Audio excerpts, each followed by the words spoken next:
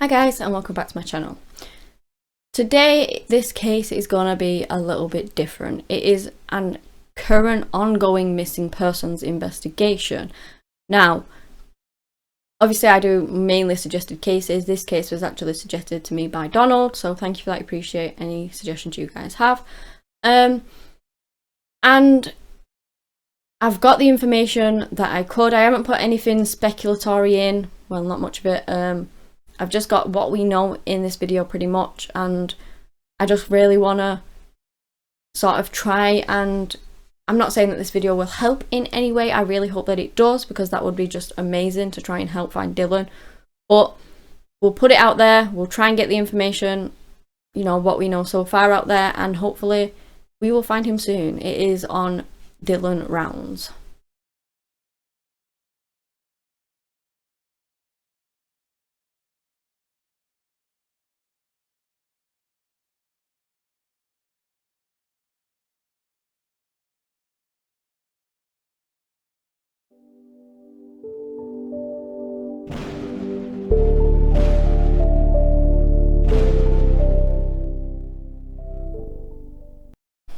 Dylan Rounds was born to Candice Cooney and Justin Rounds in Rigby, Idaho. He also had a brother and sister. Sadly, his parents did end up getting a divorce. Dylan was around the age of 4 when that happened. From being very young on though, it was very clear that Dylan knew what he wanted to do. He wanted to be a farmer, basically. Before most kids were learning how to ride a bike, he was driving a tractor. You know, he absolutely loved it. By the age of 10, he was growing his own crops. He had pumpkins and sweet corn, and the local community would know that they would be able to buy these from him because he would grow them and he would sell them. And growing up, it was said that he wasn't a typical teenager. You know, he wasn't super social. He didn't have like loads of friends that he went out with all the time, loads of girlfriends. He just wanted to be on the farm and wanted to work on the farm.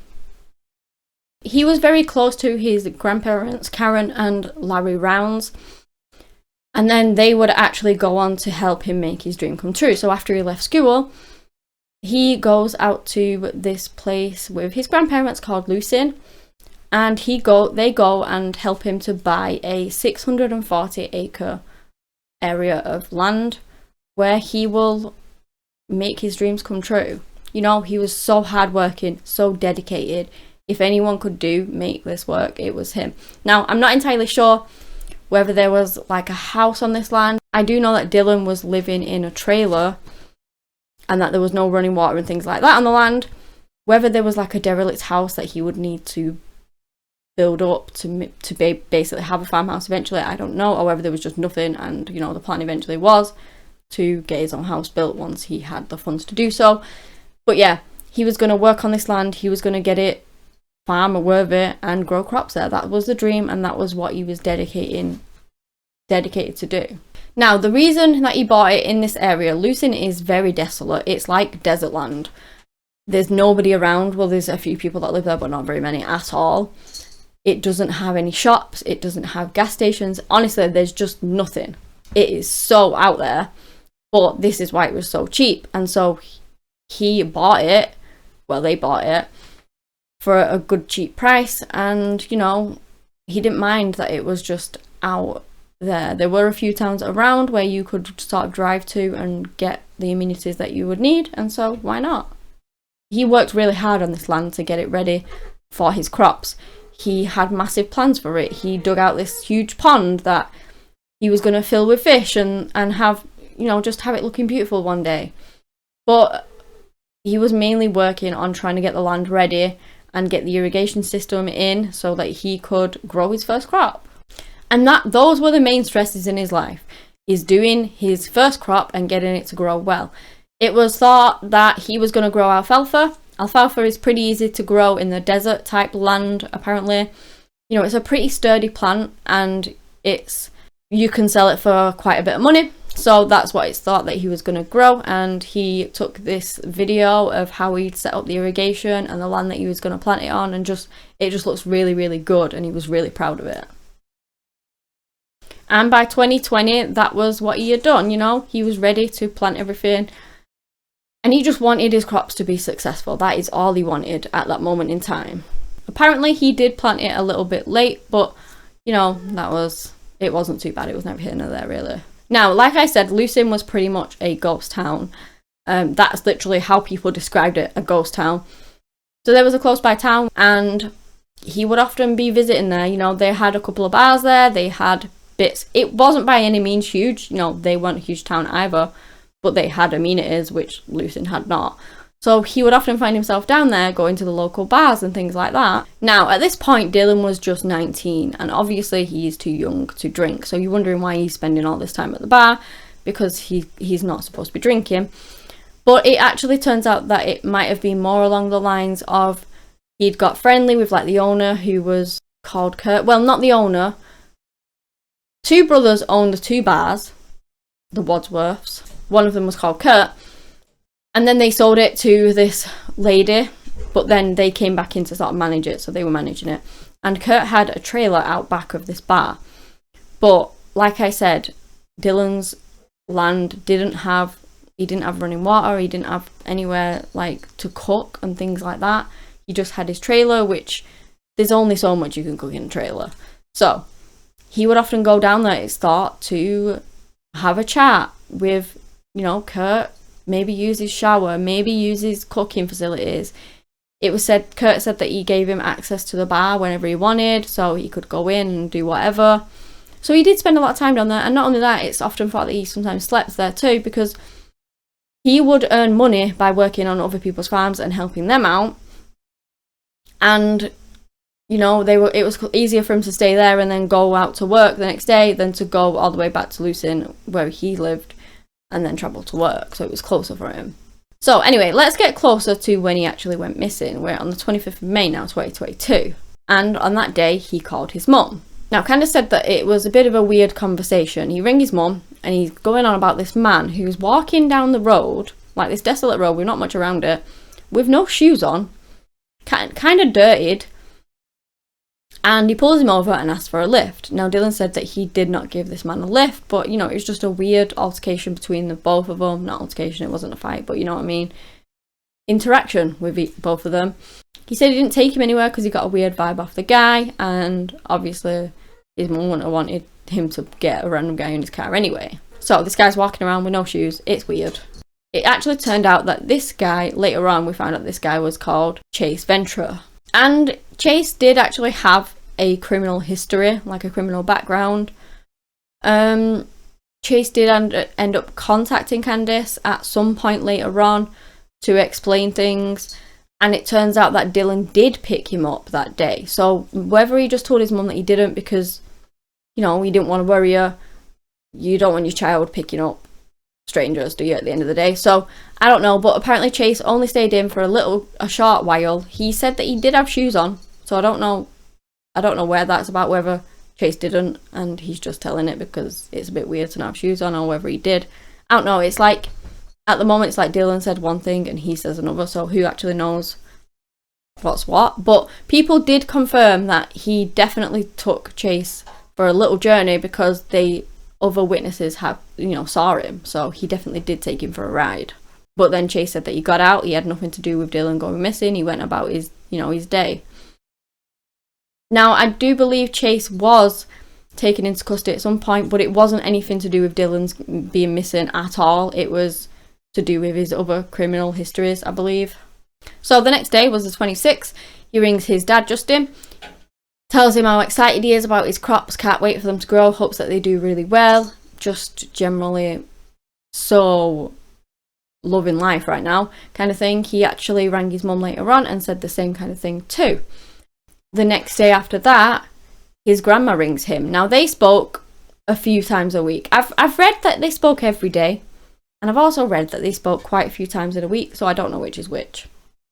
I guess it doesn't really matter too much. But anyway, she rings early in the morning, about 6:51 a.m, to have a chat with him, and he basically cuts the conversation very short by saying that it had started raining and that he wanted to get his grain truck into the shed. So he has got a truck filled with grain, seeds, whatever, and he doesn't want them to get wet because obviously they can go mouldy. It will ruin them. So it started raining. He was going to drive the truck the 5 miles away to the shed where it is stored. So he told her that he had to go, basically that he would call her later, and then the call ended. At that time, Dylan's phone pings show him being in and around his farm. And then later on, his phone pings about 3:50 show him, I believe that was the last phone ping that came from his phone, they also show him in and around his farm area again. But the phone call never got back, to his grandma. He never rang her that day. The next morning came around and she started to get a bit worried because it was very unlike him. If he said he was going to call her back, he would have called her back. So why hasn't he? So basically she gets the help of some locals who had worked for Dylan before, so knew exactly where he lived. One of them was called Jim. So these two men go down, they have a look around and they don't find Dylan, but they don't really see anything out of the ordinary. His truck is parked there with the trailer. It's all locked up. Nothing untoward. They go and have a look at the grain truck that's parked into the shed where he said it would be. They just don't find Dylan, which is very strange, but they don't find him anywhere. So it seems like he did manage to take his grain truck to the storage area, but then, why didn't he ring back? Where's he gone since? His family, of course, started to get really worried. They all got together around the 30th and was basically trying to figure out who last spoke to Dylan. And it was like a normal thing for Candice to maybe not speak to Dylan for a few days. It wasn't out of the ordinary. But what was out of the ordinary was that he hadn't spoken to anyone. Even if he's not spoke to his mum, maybe he spoke to his dad, maybe he spoke to his grandparents. Like I said, he was very close with them. He would have spoken to somebody, but he hadn't spoken to anyone.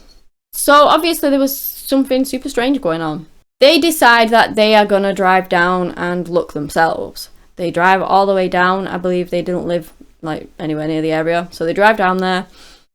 And when they get there, they find Dylan's truck's parked there. They said it was very strange because it looked like it had been power washed. Like I said, it had been raining. It had been raining for days and it had been raining heavy. So you expect to see mud on it, rain sort of droplets on it or whatever, but it wasn't. The only mud that they found was in the footwell. So it was as if whoever power washed it didn't do that little area. But they thought that was really strange from the off. What they also thought was very peculiar was that his truck was locked because he never locked it. He lived in Lucin. The area is a ghost town. He didn't feel the need to lock it. So it was very unlike him to do that. His key fob was missing. Also, the seat had been pushed forward a lot more than Dylan would have comfortably driven in. So it was as if whoever last drove this car was a lot shorter than Dylan, kind of thing. There was also no real tracks around the car, like it hadn't been moved in ages. Something else his parents found very strange was that the car was in 4-wheel drive. Now, you might be thinking, what's strange about that? Well, his 4-wheel drive didn't actually work. He had complained about it to them. Everyone knew that it didn't work in his family. And Dylan wouldn't have put it in 4-wheel drive because, well, there was no point to it. So, why was it in 4-wheel drive? It's as if somebody else had driven it. They'd pulled the seat forward because they're shorter than him, put it in 4-wheel drive because they didn't know it didn't work. So it was all very strange. It is all very strange. And something very peculiar as well, like I said, his car was locked. I mean, this happened after the fact, but the key fob was missing. And then I'm not entirely sure how long after, but the key fob suddenly turns up back in the car again, which is weird, right? It wasn't there and then suddenly it is there. Has somebody snuck in and put the key fob back in the car? How has it got in there when it wasn't there in the first place? There's just so many weird things in this case. And obviously his parents do suspect foul play, sadly. They don't think that Dylan just went off and left. And they've got good reason behind that as well. They ended up looking at the grain truck as well. Now, I find this really strange too because, as I've told you guys, it started raining, Dylan put the truck in the shed. When these guys came and checked on it, the truck was in the shed. Now, when the parents went and had a look, the tyre tracks like from the truck, were super, super deep in the mud. And if you imagine, it's not been raining long and Dylan put it in the shed, the tyre tracks wouldn't be very deep because the ground wasn't that wet, and, you know, even the weight of the truck wouldn't have dispersed it that much. But they said that the tyre tracks were really, really deep, like as if the truck, it had been raining for days and days and days, and then the truck was driven through the mud, which would leave massive indents because the soil was so wet. So I find that really, really strange too. So yeah, it's something really off here. Dylan wouldn't, according to his parents, and, you know, I honestly believe that too, looking into his background and just the kind of person that he is, that he wouldn't have just left. Farming was his absolute dream. The only stresses in his life, probably not the only, but the main stresses in his life were farming and getting his crops ready. Why would he up sticks and just leave? It doesn't make any sense whatsoever, and his parents said he would just never ever do something like that. It's been his one dream from being a kid. He's finally got that dream, and then he just leaves. It doesn't make sense. Not only that, his bank has not been used since he went missing. His phone has not been used since he went missing. Like I said, his last pings were around his farm on that day. Nothing since. If he went away with a friend or did run away because he couldn't handle it anymore, like, why has he not used any money? He would definitely need to use some money. So they did call the Box Elder County Sheriff, which isn't Lucin's police department. Lucin has nothing. It's a police department from a few towns over, I believe. It's a very small police department because the towns around them are very small, so they've never really needed a huge one. And they told them about Dylan going missing, and so they came out. And they wanted them to do welfare checks, so they came out and did so. They look around, and this is when they find a strange discovery. They actually find about 200 yards away from the grain truck, I believe, Dylan's work boots behind this mound of mud, right? Don't forget that this grain truck is 5 miles away from his trailer. So he would have driven that up, parked it, and then walked back to his trailer. But without his shoes, that doesn't make any sense whatsoever. And we know from his mother and his father that Dylan was very particular. He had a very particular routine. He had a very particular way of doing things. And one thing he did so in a certain way was his boots. He had one pair of work boots. He would literally wear them into the ground until he could wear them no longer. And then he would buy the exact same pair again. And who can blame him? Once you found something that's perfect and that works the best for you, why not keep using that same brand? That is what he did. So he had one pair of work boots, which were now found outside. Why were they outside? They'd just been chucked there by the sounds of it. And Dylan was used to doing these massive long walks. He was 19, he was young, he could do it, he was fit.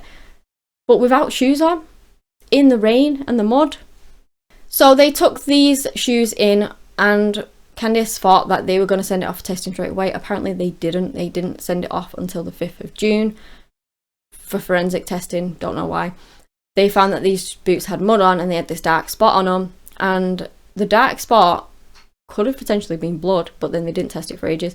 And it turns out it was actually blood. They found out much later on. And they also found out that it was Dylan's blood on this shoe. So, of course, his parents have been doing everything they can to try and find their son. They have put together search parties. They have looked into everything they can. Obviously, you know, she looked into Chase, the man who Dylan rang her about that said he didn't have any shoes on. They found out it was Chase. And Chase rang her at some point, and he basically tried to, clear his name, say he had nothing to do with it. Like I said, he said that Dylan picked him up and they went on a little journey, and then they parted ways, and that was that. But then something really strange had happened as well. So on the 31st of May, which was the day after they arrived at Lucin's to try and find Dylan, now she gets a call from Kurt Woodsworth, who tells her that Dylan is being held captive by Chase and another man in Montello. So in this certain house, so she rings the police. The police send 60 deputies down there. They have a look around. They don't find any of the Dylan. They don't find anybody, and there's just nothing. But the weird thing is that later on, Kurt actually gets in touch with he does interviews and things to try and basically clear his name, because why on earth is he saying that Dylan's being held captive and then, you know, he wasn't there? He said that he had spoken to numerous psychics who came forward and told him that Dylan had been kidnapped and was potentially in this house or whatever, and that's what he was going off. That he never actually said to Candace that Dylan was definitely there, just that he might be. So yeah. Now, I did actually read that about a month ago they had a suspect in custody with regards to Dylan's case, and this was because a man rang up somebody who then told the police that James Brenner, who was 58, he lived in a trailer property near Dylan, and that, you know, he was a suspect in it. That he'd asked this guy to hide some guns for him or something along those lines. I don't really know what anything else has come of that though.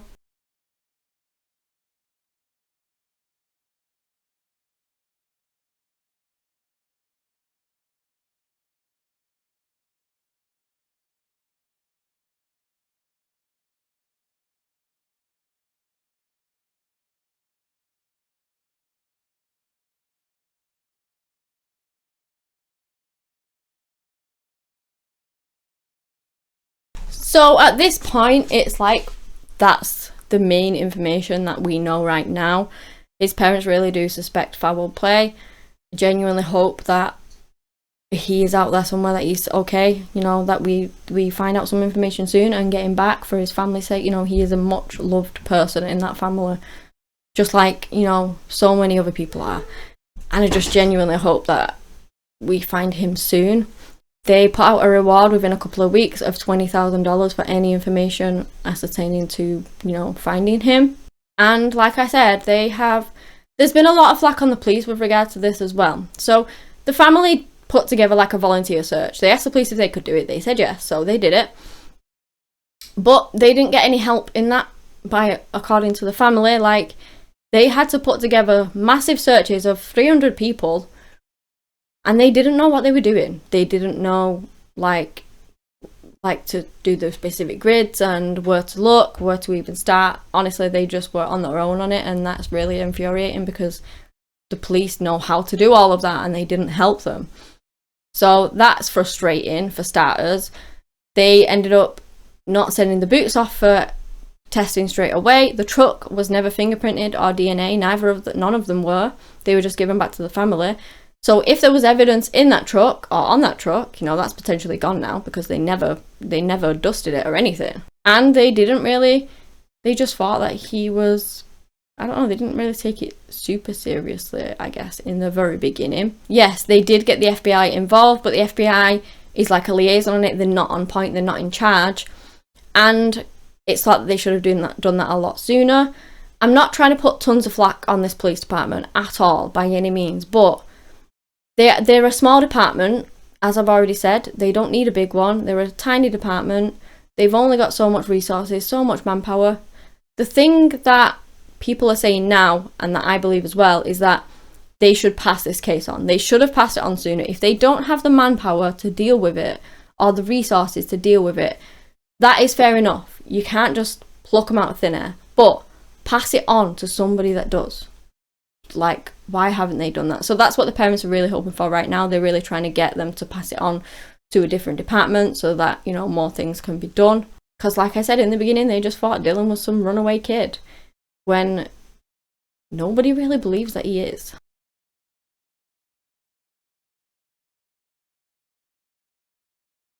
It is now classed as a criminal investigation, I do believe, you know, so at least we are moving sort of in the direction, just very slowly, and, you know, these things need to be more quickly in these kinds of cases, as a lot of people know. It's genuinely just thought that they are just not doing enough and not quick enough. They don't have the facilities to do it, but just pass it on, you know, seriously. Just, the parents even want that to happen. Not like the parents are saying, no, you keep it and deal with it. Just pass it on. I read details as well, and I have completely forgotten them. I didn't make a note of them, which was very silly of me. Something about a squatter. I don't know whether that was to do with the guy that they arrested, the neighbour. There was some details around a squatter living around it. Maybe he had something to do with something.